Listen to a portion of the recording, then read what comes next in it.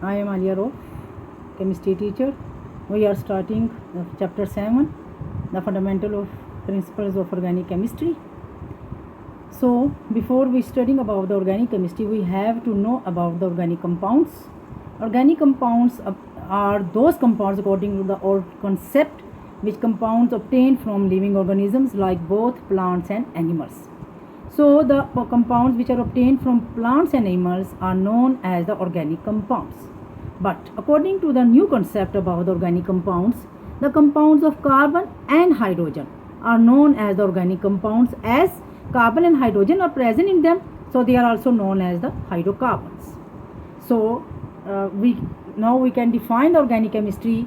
The study of the compounds of carbon is known as the organic chemistry. About organic chemistry, there are many scientists worked upon it and gives their different theories about the organic compounds and organic chemistry. First of all, we will discuss the vital force theory. According to this theory, organic compounds can only be synthesized in living organisms but not in the lab. It means that they are naturally synthesized in the body of the living organisms, but we cannot synthesize chemically in the lab.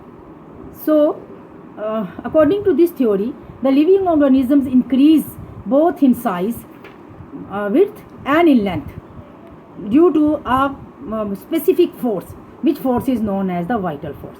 Therefore, we grow a seed and seed will increase in a tree, it will increase in width as well as in height. It is due to the vital force. So this theory is known as the vital force theory. This vital force theory was rejected by a scientist whose name was Friedel Wohler. Friedel Wohler rejected the vital force theory, experimentally prepared urea, which is obtained from the mammals, urine of the mammals. He synthesized urea in the lab by the reaction of ammonium cyanate. He heated ammonium cyanate in the lab and prepared urea. You are watching the chemical formula of urea and ammonium cyanate on the screen. So in this way, the vital force theory was rejected.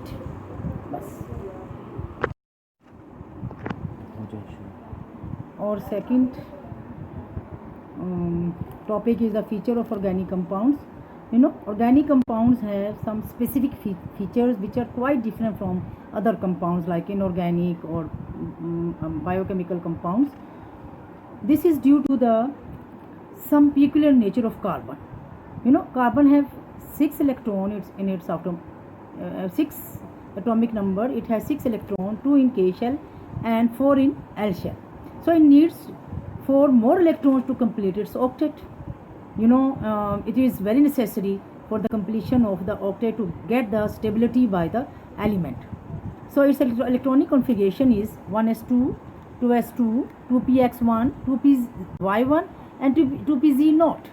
So it needs 4 more electrons to complete its outermost shell. Octet is what? Octet. So for the completion of the octet, carbon forms single covalent bond by sharing of 1 electron pair, double covalent bond by sharing of 2 electron pairs, and triple covalent bond by sharing of 3 electron pairs. By single covalent bond, it forms simplest compound CH, methane. Double, it forms H2C double bond CH, acetylene, ethylene, and triple covalent bond, it forms acetylene. So one of the most important nature of the carbon is the catenation. Catenation is the self linkage of carbon. Carbon has ability of the self linkage, that is carbon link with one carbon atom by single covalent bond, and self linkage, the carbon form a chain through a self linkage, link together. So it forms a numerous compounds of different sizes, shape and structure. So this is the catenation, the self linkage of carbon with other carbon atom. Second is the non-ionic nature of carbon. Organic compounds are usually non-ionic. Carbon forms a covalent bond by sharing of electron pair, and it is not ionic bond. Ionic bond is formed by the transferring of the electron from one atom to another atom. Third, a peculiar feature of organic compounds is the similarity in their behavior. Different organic compounds relative to each other, physically as well as chemically. This is due to the homologous series. Homologous series is what? The compound follow one general formula. Homologous series. What is homologous series? Homologous series is the compounds in homologous series have the same general formula. They have same chemical properties and gradual change in the physical properties. And homologous series, the compounds have the simple compounds have complexity of the compounds with the simple like CH4, and compounds complex like CCCH12, glucose and sucrose, and in this way the organic compounds are going to be more and more complex. The next one category of the nature of the organic compounds is isomerism. Isomerism is the phenomena in which iso means same and merism means formula. So the compounds having same molecular formula but different structure formula are known as the isomer, and the phenomena is known as the isomerism. Like ethyl alcohol CH3 CH2OH, this is ethyl alcohol, and CH3OCH3 is the dimethyl ether. Both have same number of carbon, that is 2, hydrogen, that is 6, and oxygen, that is 1. But one is alcohol and another is ether, so both are isomers of each other. Next, the rate of organic reactions. Organic reactions are very slow. They have low yield, and this yield and nature of reaction depends upon the molecular nature of the organic compounds. Solubility. It is dimethyl ether.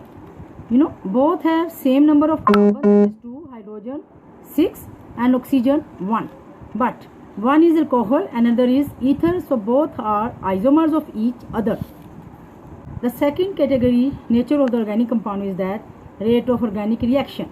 The rate of organic reaction is usually slow, and the yield given by them is also low. It is due to the molecular structure of the organic compounds. Solubility.